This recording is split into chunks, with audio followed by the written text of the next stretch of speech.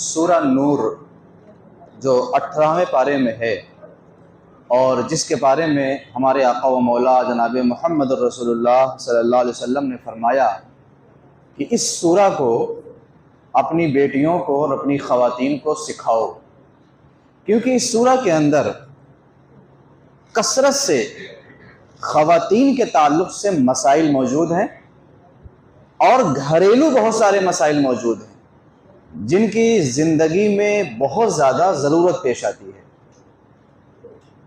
اس سورہ کا نام جو سورہ نور ہے، اس کی وجہ یہ ہے کہ اس سورہ میں آیت نمبر 35 اور 40 کے بیچ میں بار بار لفظ نور آیا ہے، اسی کی نسبت سے اس کا نام سورہ نور رکھا گیا ہے۔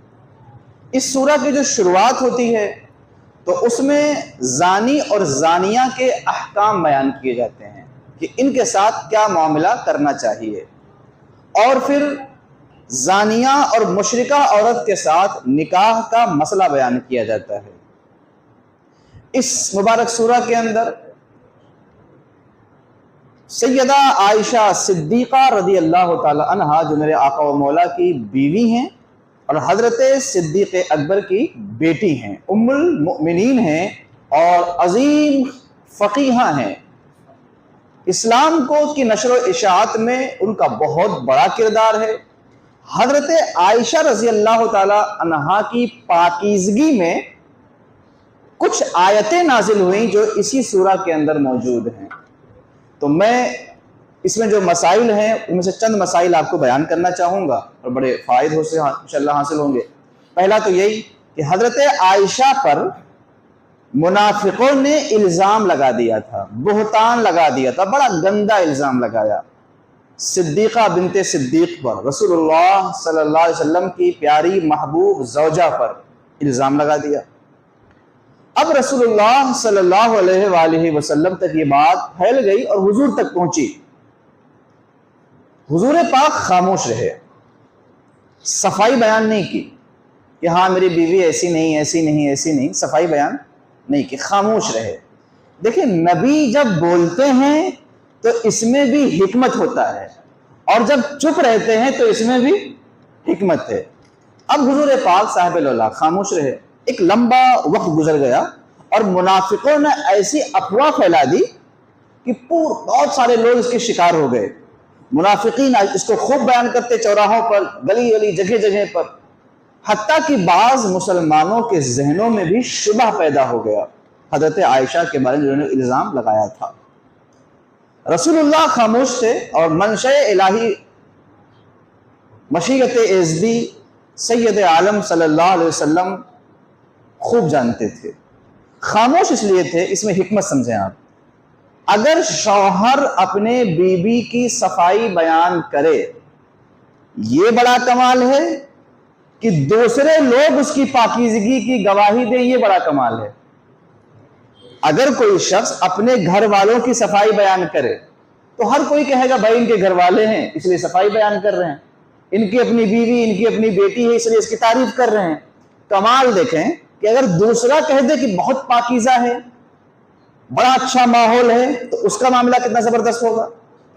نبی رحمت صلی اللہ علیہ وسلم حالات اور زمانے پر خوب نظر رکھنے والے، وہ تو پیغمبر ہیں، پیغمبر تو خوب جانتے ہیں۔ آپ جب خاموش تھے تو آپ وحی الہی کا انتظار کر رہے تھے، آپ اس بات کا انتظار کر رہے تھے کہ اللہ تعالی حضرت عائشہ کی پاکیزگی بیان کر دے۔ اس کا فائدہ بہت سارا ہوگا۔ ایک تو یہی فائدہ ہوگا کہ حضرت عائشہ کے صدقے میں قیامت تک مسلمانوں کی عورتوں کی عزتیں بچ جائیں گی، اور جب قرآن میں وہ چیز نازل ہو جائے گی تو قیامت تک حضرت عائشہ کی پاکیزگی بیان ہوتی رہے گی۔ اگر حضور بیان کر دیتے تو وہ حدیث ہوتی، کیا ہوتی؟ اور قرآن اور حدیث میں فرق ہے، قرآن اور حدیث میں فرق ہے۔ جب وہ حدیث ہوتی تو ہم تک یہ بات پہنچنے میں سلسلہ ہوتا، اور سلسلہ ہونے کی وجہ سے یا تو وہ حدیث صحیح ہوتی یا ضعیف ہوتی یا حسن ہوتی، درجے بن جاتے۔ قرآن میں جب کوئی چیز نازل ہو گئی تو اب اسے کوئی ضعیف نہیں کہہ سکتا، قیامت تک اسے دہرایا جائے گا اور حضرت عائشہ کی پاکیزگی کو بیان کیا جائے گا۔ رسول پاک صاحب الاولاق خاموش رہے، وحی الہی نازل ہوئی اور حضرت عائشہ صدیقہ کی پاکیزگی کو بیان کیا گیا۔ یہ اسی سورہ نور کے اندر موجود ہے۔ اس واقعے کو الگ طریقے سے پیش کیا جاتا ہے، اور وہ طریقہ یہ ہے کہ حضور جو ہے نا نہیں جانتے تھے، حضور کو اپنی بیوی کے بارے میں نہیں معلوم تھا، حضور کو بھی اپنے بیوی کی پاکیزگی پہ شک ہو گیا تھا۔ معاذ اللہ، صدبار معاذ اللہ، بڑا گندا الزام حضور پر بھی لگا دیتے ہیں کہ حضور نہیں جانتے تھے۔ اگر جانتے تو اتنا لمبا انتظار کیوں کرتے؟ ارے ظالم، وہ جانتے تھے، مگر یہ بھی جانتے تھے کہ کچھ لوگ پیدا ہوں گے جو میری علم غیب کا انکار کریں گے، اگر میں نے بیان بھی کر دیا تو اس کو حدیث کہہ کر کے، ضعیف کہہ کر کے انکار کر دیں گے۔ اللہ جب بیان کر دے گا تو قیامت تک لوگوں کی زبان پر جاری ہو جائے گا۔ تو مشیت الہی بہت بڑی چیز ہے۔ رسول کا خاموش ہونا بھی حکمت ہے اور ان کا بولنا بھی حکمت ہے۔ اس سورہ کے اندر یعنی سورہ نور میں عورتوں کے لباس کے مسائل بھی بیان کیے گئے کہ وہ کس طرح لباس پہنے اور اپنا سنگار کس کس پر ظاہر کر سکتی ہیں اور کس کس پر نہیں کر سکتی ہیں۔ اسی سورہ کے اندر ایک بڑا اہم مسئلہ بیان کیا گیا ہے، اور وہ ہے کسی کے گھر جائیں، کسی کے آپ گھر جاتے ہیں تو کیا کرتے ہیں؟ دستک دیتے ہیں، دروازہ کھٹکھٹاتے ہیں۔ تو کس طرح جانا چاہیے؟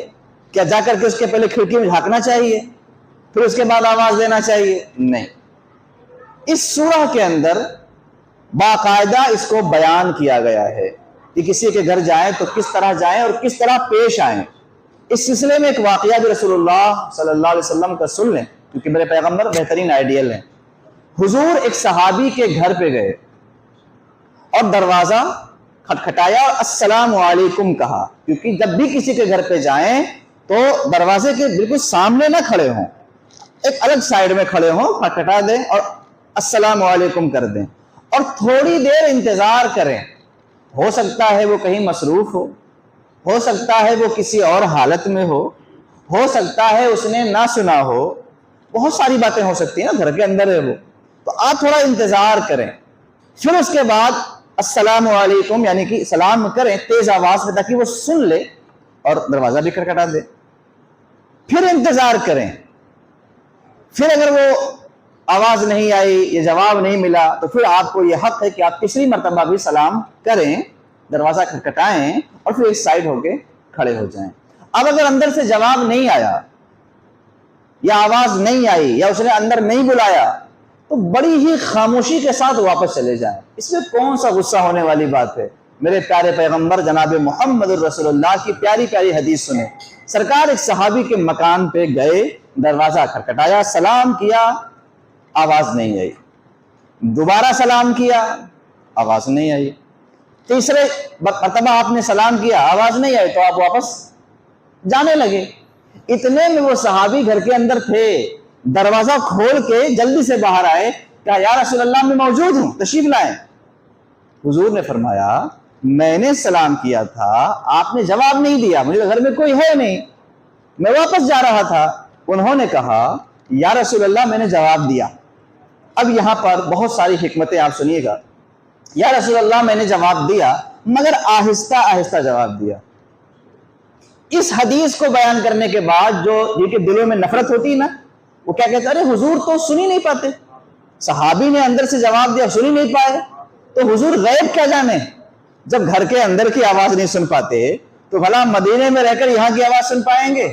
اس طرح کی مطلب اس پر ٹپڑی کرتے ہیں اور بات بناتے ہیں، معاذ اللہ۔ اگر آپ اس میں حکمت دیکھیں، نبی پاک نے کہا کہ میں نے سلام کیا، آپ نے آواز جو جواب نہیں دیا، میں واپس جا رہا تھا۔ انہوں نے کہا یا رسول اللہ میں نے جواب دیا مگر آہستہ دیا۔ حضور نے کہا ایسا تم نے کیوں کیا؟ اب یہاں پر سنیں، انہوں نے کہا یا رسول اللہ صلی اللہ علیہ وسلم آپ ہی نے فرمایا ہے کہ جس پر کوئی مسلمان سلام کرے اور وہ اس کا جواب دے، اللہ تعالیٰ اس کی بخشش فرما دیتا ہے۔ آپ صلی اللہ علیہ وسلم نے مجھے ایک بار نہیں، 2 مرتبہ نہیں، 3 مرتبہ سلام کیا۔ میں چاہتا تھا کہ آپ سلام کریں، اللہ ہم پر جہنم حرام فرما دے۔ اب ان کی نیت دیکھیں آپ، ان کا ارادہ دیکھیں آپ، ان کا مقصد دیکھیں آپ۔ اچھا، حضور اکرم صلی اللہ علیہ وسلم نے امت کے لیے سبق دیا۔ سبق اس میں کیا تھا کہ اگر حضور کان لگا کے سنتے کہ دیکھیں کون کیا بول رہا ہے، یہ تو جائز ہی نہیں کسی گھر میں کان لگا کے سننا، دوسرا یہ کہ حضور ایک قانون امت کو دینا چاہتے تھے کہ جب تک تمہارے کانوں میں باقاعدہ آواز نہ آ جائے تب تک یقین مت کرنا. اور ایسا نہیں کہ آواز نہیں ہے تو آپ کان لگا کے سنو کیا باتیں کر رہے ہیں گھر کے اندر, کیا کر رہے ہیں گھر کے اندر, بالکل ہی ہمارے لیے جائز نہیں ہے. ایک اور حدیث پاک, ایک صحابی تھے, وہ حضور کے گھر پہ آئے, آپ صلی اللہ علیہ وسلم کے ہاں آئے, دروازہ کھٹکھٹایا, اندر سے حضور نے کہا کون؟ کیا پوچھا؟ کون؟ انہوں نے کہا میں. کیا کہا؟ میں. حضور نے کہا میں نہیں, نام بتاؤ. میں سے کام نہیں چلے گا, نام بتاؤ. انہوں نے اپنا نام بتایا, پھر حضور نے ان کو اندر آنے دیا. اس سے ہم نے کیا سیکھا؟ اس سے یہ سیکھنے کو ملا کہ قیامت تک مسلمان بھی جان لیں کہ جب وہ کسی کے گھر پہ جائیں اور اندر سے کوئی پوچھے بھائی کون, تو میں فلاں, ایسا نہیں, اپنا نام بتائیں. جس نام سے لوگ آپ کو جانتے اور پہچانتے ہوں وہ بتائیں. کیونکہ اگر میں کہنے سے دروازہ کھول دیا گیا تو ہر کوئی میں کہہ سکتا ہے. ہو سکتا ہے قاتل آیا ہو سکتا ہے دشمن آیا ہو, ڈاکو آیا ہو, چور آیا ہو. دروازہ کھٹکھٹایا, ہم نے پوچھا کون, انہوں نے کہا میں نے کھول دیا. ابے میں کون؟ اچھا رہا یہ کہ آواز سے ملتی بھی ہے کبھی کبھی. ہو سکتا ہے کسی کی آواز کسی سے ملتی ہو, تو میں کہنے سے کیسے کام چلے گا؟ لہٰذا اپنا نام بتائیں, یہ حدیث میں ہے. اور اس پر ناراض نہیں ہوگا, نام پوچھ رہے ہیں آپ مجھے, پہچانتے نہیں کیا آپ؟ ہزاروں بار ملاقات ہماری آپ کی ہوتی ہے اور آپ نام پوچھ رہے ہیں. نہیں, شریعت نے قانون دے دیا قیامت تک کے لیے, حتیٰ کہ اگر آپ گھر پہ جائیں اور آپ کا بیٹا اندر سے پوچھے کون, تو آپ بتا دیں میں فلاں ہوں. آپ اپنے گھر پہ جائیں, آپ ہی کا بیٹا, آپ ہی کی بیوی, آپ ہی کے بچے اندر سے پوچھے کون, تو آپ باہر سے یہ نہ کہے ارے پہچانتا نہیں کیا مجھے, میں نہیں آیا ہوں کیا, میں میرا ہی گھر ہے. نہیں, آپ اپنا نام بتائیں, میں فلاں ہوں. اور اس کے بعد دروازہ کھلے اور اندر جائیں. دروازہ کھولنے والے بھی جان لیں کہ میں کہنے سے دروازہ نہیں کھولنا چاہیے, دروازہ نام سن کے ہی کھولنا چاہیے. اور باہر والے بھی جان لیں کہ میں نہیں کہنا چاہیے, نام بتانا چاہیے. یہ قرآن پاک میں بڑے خوبصورت انداز میں اس کو بیان کیا گیا ہے. اور پھر سورہ نور کے آخر میں رسول اللہ صلی اللہ علیہ وآلہ وسلم کے بلانے کے بارے میں ارشاد فرمایا گیا کہ حضور کے بلانے کو آپس میں ایک دوسرے کے بلانے کی طرح مت سمجھنا. وہ نبی ہیں, وہ رسول ہیں, وہ آقا ہیں, وہ مالک ہیں, ان کا بلانا اور ہے اور آپس میں ایک دوسرے کا بلانا اور ہے. ان کے بلانے کو آپس میں ایک دوسرے کے بلانے کو مت سمجھنا. ہم ایک دوسرے کی باتوں کو ٹال بھی سکتے ہیں, نبی میں ٹالا نہیں جا سکتا.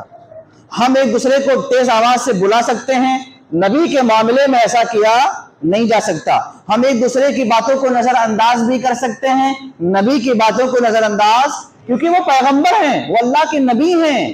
ان کی پکار تو ایسی ہے کہ آپ دنیا کے کسی بھی کام میں ہوں, جب بھی وہ پکار لیں فوراً چلے جاؤ, فوراً چلے جاؤ آپ کسی بھی کام میں. حتیٰ کہ آپ نماز بھی پڑھیں اور حضور بلا لیں تو آپ فوراً حاضر ہو جاؤ. اب رہا یہ کہ ہم نماز پڑھیں اور ہمیں حضور بلا لیں, ایسا تو ہم ہے نہیں اس زمانے میں, ہے نا. یہ صحابہ کرام کے لیے حکم تھا, مگر اس سے ہمیں ادب سیکھنے کو ملا کہ حضور کا درجہ کتنا بلند ہے. تو یہ آیت کریمہ بھی سورہ نور کے اندر ہے. سورہ نور کے بعد ایک سورہ ہے سورہ فرقان, یہ بھی 18ویں اور 19ویں پارے میں ہے. اس کو بھی پڑھا گیا تراویح کی نماز میں آج. اور اس انبیاء کے بارے میں ذکر ہے کہ پہلے کے لوگ انبیاء کا انکار کس طرح کرتے تھے, ان کا مذاق کس طرح اڑاتے تھے. اور اس کے بعد سورہ شعراء ہے. سورہ شعراء کی چند صفحے کو آج نماز تراویح میں ہم لوگوں نے پڑھ لیا ہے.